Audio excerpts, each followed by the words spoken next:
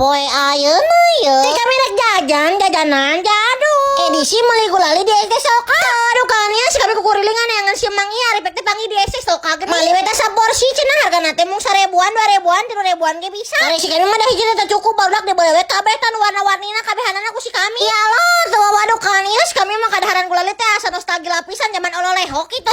Si sodana ge milih barudak aya Sprite, aya Fanta, aya susu, pokona mah kabehanana aya di dia barudak. Sia aing ngomongnya asa serasa balik deui ka zaman TK ieu mah si kami teh. Zaman-zaman keur lucu-lucuna kitu mun mandi teh pasti camerok si bedakna teh. Yang bawa dibekeun naonnya itu karena gula hasum cenah. Barang dibalokeun teh alas ya meni teu haskieu barudak. Ieu tapi tong salah ya sensasi ngagogol-gogotana teh ieu bener-bener geunah pisan. Ya lo mang teh salah ieu loba kieu ngan 3000-an mah. Geus pugu kadaharan gula di teu haskieu mah bakalan awet tapi kan kalulus sakola SD oge. Jujur liasina teu wawaduk ha. Ieu teh mending geunah pisan. Saha atuh datang teh si Mang Gulali dihareupeun SD Soka.